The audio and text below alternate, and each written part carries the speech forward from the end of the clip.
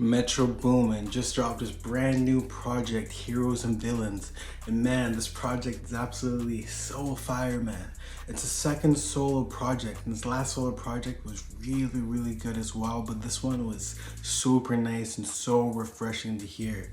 Metro Boomin has also dropped a bunch of different projects with artists including Gucci Mane, Nav, Big Sean, 21 Savage, two installments of the Savage Mode 2, and Without Warning. So Metro Boomin has definitely been on the run for a long time, and he's just been like the father of production for Atlanta trap and even the mainstream sound. There's so many copycats of Metro Boomin within the last 10 years now.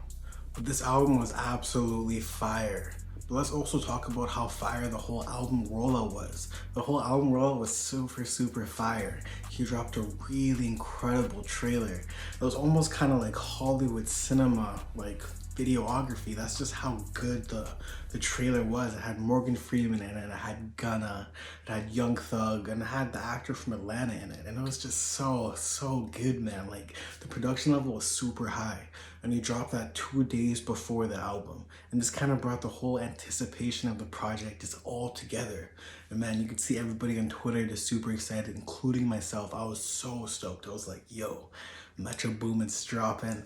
I was in a group chat with some of my boys and we were just talking about how fire the trailer is. And I was like, yo, it's Metro Boomin season. Shout out to all the producers, you know what I mean? And around the same time that he dropped that trailer, he also started releasing some of the features on Twitter. And you know Metro Boomin's producer, he's not a rapper, he's not like Pierre Bourne, he raps to make production. That also reminds me, I think Pierre Bourne should definitely do this too. I know he's also a rapper, pretty fire too, but he should do like a producing album and have a bunch of rappers on it. But anyways, I thought it was really dope just how Metro Boomin was just kind of slowly putting out the track list on Twitter, including some of the features, and we're just getting all super excited and anticipated. The one that got me the most anticipated was when he released Niagara Falls on Twitter. Everybody on Twitter was like, yo, that song has been a leak for like 4 to 5 years now. And then hearing him maybe on the project, I was super stoked, man. Super stoked. Let's also talk about the whole process of the album, including the rollout, like I was just saying. Originally, the album was actually supposed to drop last month.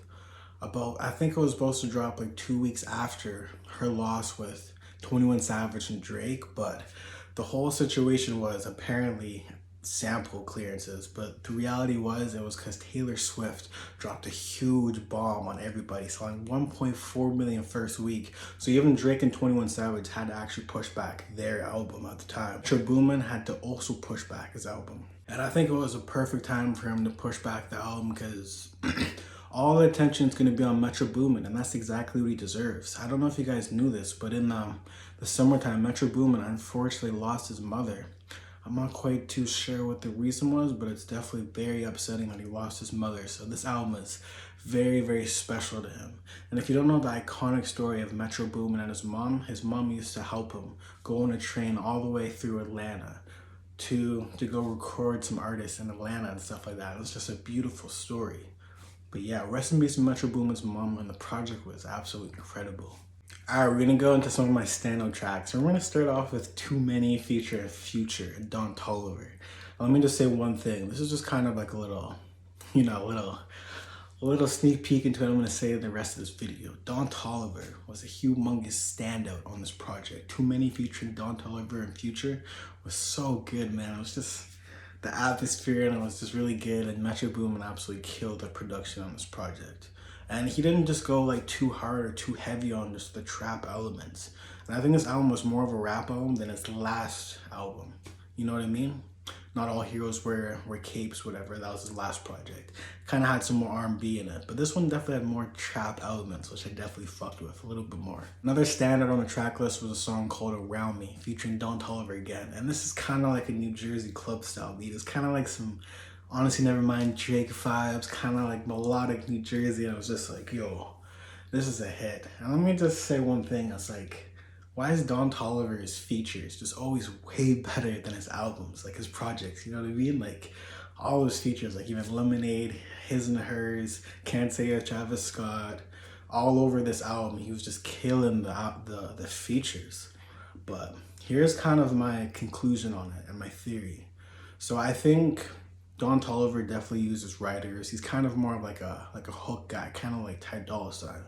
So a lot of his features, they kind of have the team of the features kind of control what he's gonna sound like, and it just always sounds better than his solo work.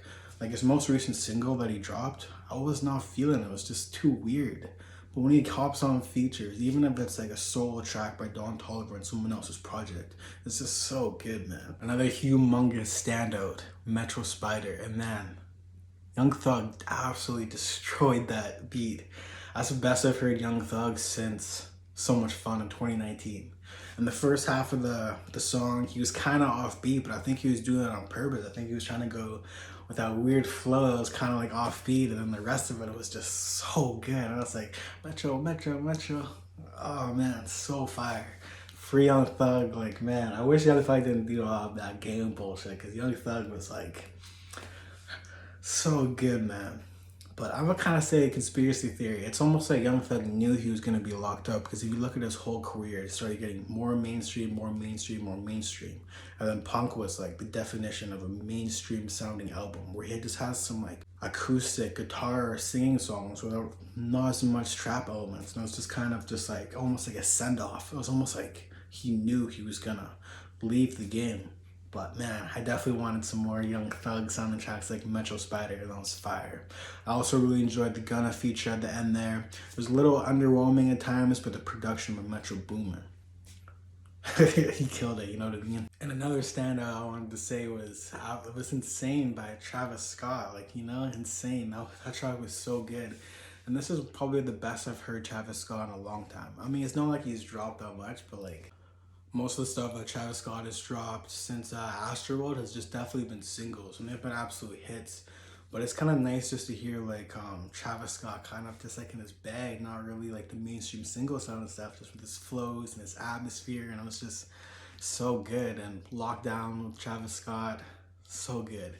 I want to talk about Niagara Falls too, because that song came out like 5 years ago via a leak, and it was so good, man. Like I was like, man, finally we can hear the full production, fully mastered side of that track, and it was so good, man. I really enjoyed Niagara Falls featuring 21 Savage, and man, it was a good project. And to wrap everything up, it's a producer album, so like I didn't have the highest expectations, but I definitely liked the project a lot more than I thought it would. If I were to give this project a ranking out of 10, I'd probably give it like an 8 out of 10, just kind of just like a broad, kind of just like a broad review of it.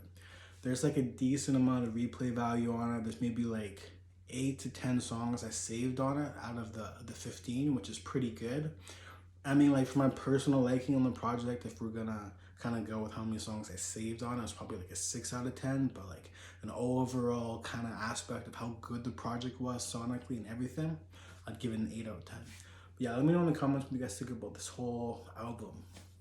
I think it was pretty fire, man. You know what I mean? Good on Metro Boomin. He did really good in the production, and it was a crazy good project. Anyways, like this video and subscribe. Thank you for watching.